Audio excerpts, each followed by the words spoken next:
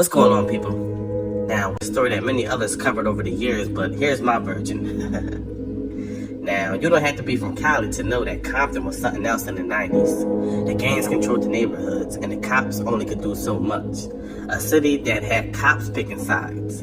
Yes, cops belonged to certain sets. Act gangsta if you want to, cops will drop you off in a rival gang territory. See, the gangsters nowadays, compared to the ones in the 90s, are night and day. And it's back when you had to be gangster to claim a set. You had to really put in the work. You had an OG that put you on and could vouch for you. See, Orlando Anderson wasn't no stranger to none of that. He was about his business. He wasn't out there playing with nobody. And it was always on sight. He was young, he was wild. He'll get you in front of a cop if he had to. He'll put in work in one of his baby mom cars if he had to. That was just one person you didn't want to have any problems with at all. Now, Orlando was a very smart kid. He went to school every day and got good grades. I don't think being a Crip was ever in the plan, but for one, he hung around a Crip neighborhood. And two, all his friends were Crips. So around that time, if you wasn't a Crip or a Blood, but your neighborhood was, you're considered that, especially when the other side asks you where you're from. So it made it that you had to pick a side. And as a youngin', being around those friends, he would tag along to get into some trouble, involving in robberies, fighting. He would step up into some gunplay, and got into some trouble with the law enforcement early on. He would still graduate high school and still receive his diploma. Now, being out of school would cause him to hit the streets more. He would hang out more often and learn the streets from being around his OGs. He started to make babies and needed to start providing for not just one, but two households. So since he had two baby mamas, he had to make things happen ASAP. He hit the streets and start hustling on top of getting it the legal way at a lowrider shop. He wanted to tap into the music industry, especially after seeing all the money up north that the Mob Piru was getting with Suge Knight. Now Suge would change lives with Death Row Records, giving out good paying jobs to the Bloods. Now correct me if I'm wrong, but I've heard the Southside Crips and the Mob Piru rivalry went back as far as the 1970s. Now, the incident at Lakewood Mall involving a scuffle with Mob Piru member Trayvon Lane, some say his death row chain was targeted, but the plan was unsuccessful. The chain snatching attempt angered the set. The dude Trayvon Lane was the actual person that inducted Pac into the set, so you know Pac had to move out to get some cool points with him. Now, Pac was actually the first one to make a move when they spotted Baby Lane in the MGM lobby after the Tyson fight in Vegas. And you know, they put hands and feet on him. Now, Orlando couldn't leave Vegas and go back to Compton without a comeback story. So he got with some of his men, and they went out hunting Mob Piru members. Now, for them to even spot Tupac and Suge in a busy Las Vegas during fight night is crazy to me, but it was on sight. The Southside Crips did what they was known to do best, and we already know what happened. Now, we all could say no one deserves to die over a fight. I think what made it worse is when the other guys came over and start riding. But yo, once you put your hands on another man, you must be prepared for what comes with it. Pac didn't know who he was putting his hands on that night, and I'm pretty sure they didn't tell him to move out the way he did. And as far as Orlando, you can hate him all you want, but he did what he was supposed to do as a gangster. Now, after the Tupac incident, Baby Lane started to buzz and his name started to ring. He would be focused more on his record label, and his plan was to use the Tupac incident as publicity to get the label off the ground and sort of compete with Death Row Records. But he was a gangster first and was still taking care of street business.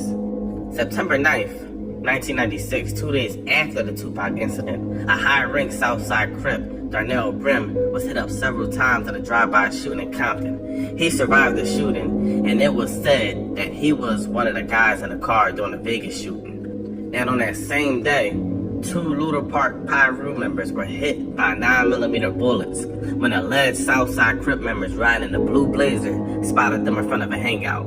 Some say it's related to the war between the Southside Crips and the Mob Piru, but it was so much gun smoke going on, you ain't know where it was coming from. The Southside Crips were aligning themselves with the Neighborhood Crips, the Kelly Park Crips, and Atlantic Drive Crips. And the Mob Pirus were aligning with the Luda Park Crips and the Elm Lane Pirus.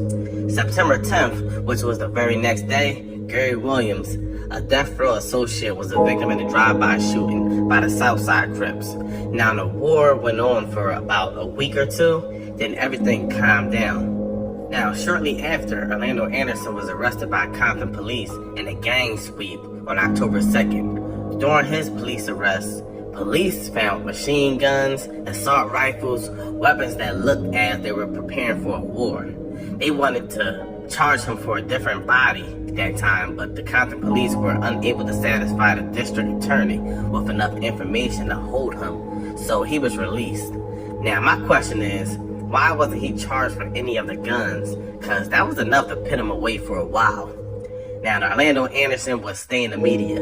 He would be a part of, TV interviews with a smirk on his face talking about the Tupac incident. Nothing's funny about a man's death, don't get me wrong, but the interview clips itself is hilarious because you could tell he's not a good liar at all. If you need someone to back you up in a lie, he's the last person you would go to. But yeah, it was like he enjoyed all the attention. He actually came to Suge Knight's trial. He testified on Suge Knight's behalf and said that Suge didn't stump him during the Vegas incident. And the fact that he ain't even have to show up doesn't get any gangster than that.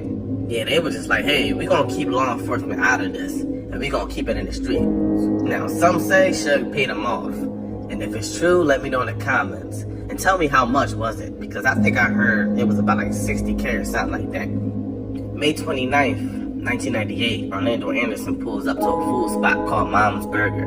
From there, he spots two corner pocket Crips at a car wash across the intersection of street, whatever it was. Now, one of the two owed money and been ducking him. He leaves the restaurant and goes to the hood to pick up one of his people. When he comes back to the area, the guys are still at the wash. He parks up, exits the vehicle with a vicious press game. At that moment, it was three Crips. When he approached the Crip about the money, he ain't like what was said, and he ain't like what he heard. So, his gun went off.